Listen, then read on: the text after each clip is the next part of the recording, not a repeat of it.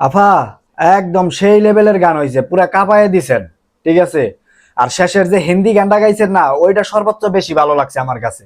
ঠিক আছে, তো আপনারা গান শুনবেন, ভালো লাগলে লাইক কমেন্ট করবেন। আগে গানটা শুনেন।